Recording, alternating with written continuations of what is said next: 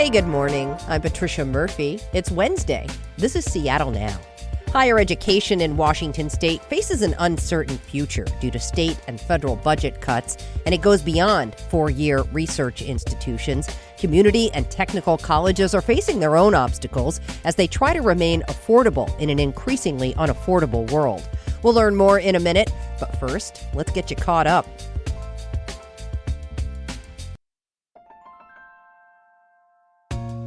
Washington state is set to receive about $40 million in federal funding for ferry service.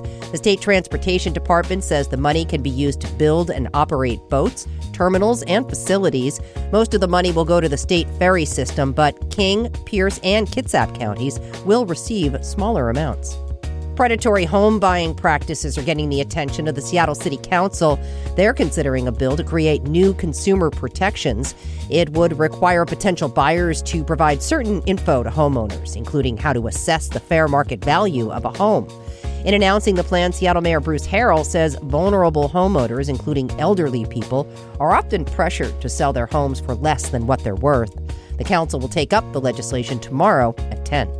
And a warning from state and local health officials. Paralytic shellfish poisoning has been detected in Pierce County mussels, clams, and oysters. So no shellfish harvesting from Days Island and Point Fosdick north to the King and Kitsap County lines until further notice. PSP can make you really sick, like within minutes of eating infected shellfish, so don't take a chance. Check back for more headlines on tonight's episode of Seattle Now.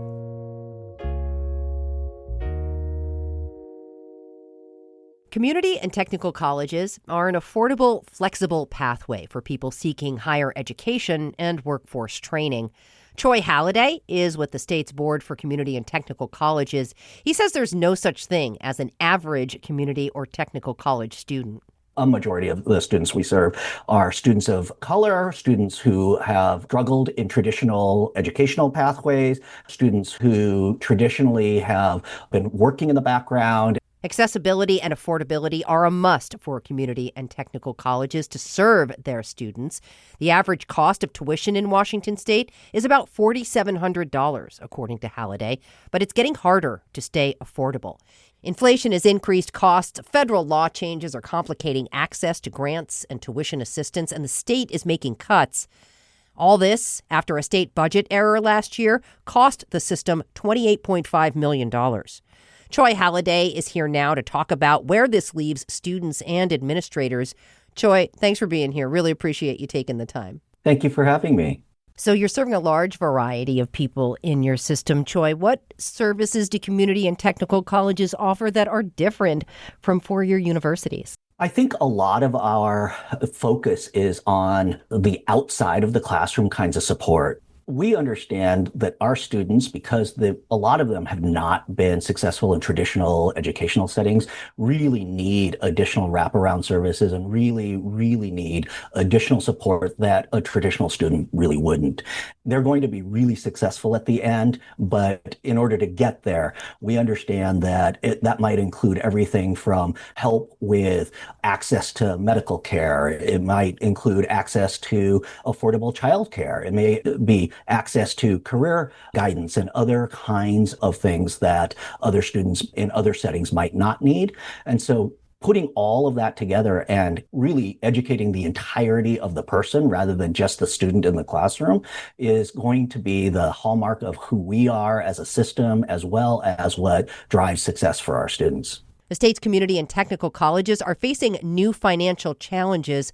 What are they and how are they showing up? In the last state budget, which, there were certainly so many news articles about how challenging that budget was.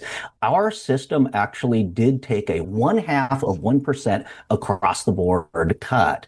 That, in context of the kinds of other cuts that state agencies took, is actually on the nicer side or the lower side of that. But once again, that is a real cut for us in terms of what we can do for our students.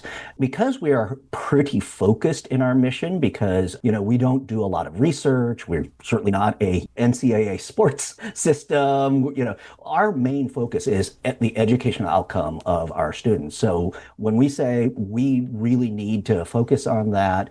What we end up doing usually is figuring out ways to cut administrative overhead as much as possible, whether it's, okay, we're going to put a travel freeze into place. We're going to figure out less expensive ways to get our office supplies. We're going to minimize office supplies. We're going to maybe put off repair of a lawnmower. All of the things that we do tend to be across the administrative front and minimize as much as possible that direct impact on students. We've been hearing an awful lot about changes in policy at the federal level that impacts things like student loans and educational grants.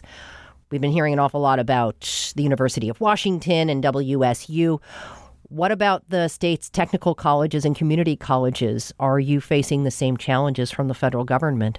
We really are facing very much the same challenges.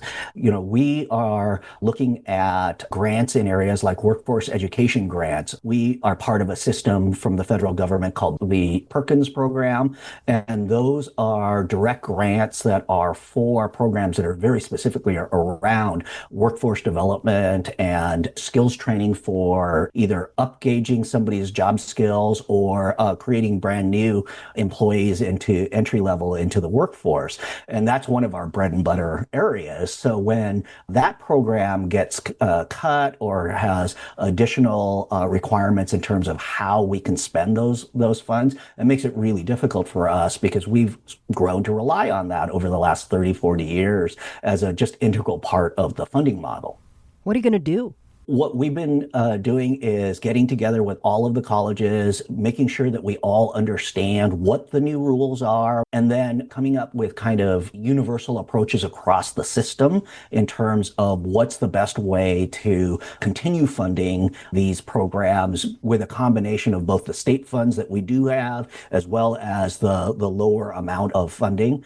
We've always done things to try to be efficient across our system. So, for example, our state board makes sure that we don't duplicate programs too close to each other. There are 34 colleges, and so some colleges are, very close to each other. And so it wouldn't really make sense to have exactly the same program at two of those colleges at the same location. It sounds like there might have to be painful cuts. This might hurt, it sounds like, for students. It really might. We have multiple things that we're really worried about over the next 12, 18, 24 months. The three big fiscal challenges, sort of the big picture, is obviously the state's budget itself. We already had seen that they were looking at a $14 billion deficit over the course of their planning horizon of 4 years. We understand that might end up with very real challenges to our college funding streams.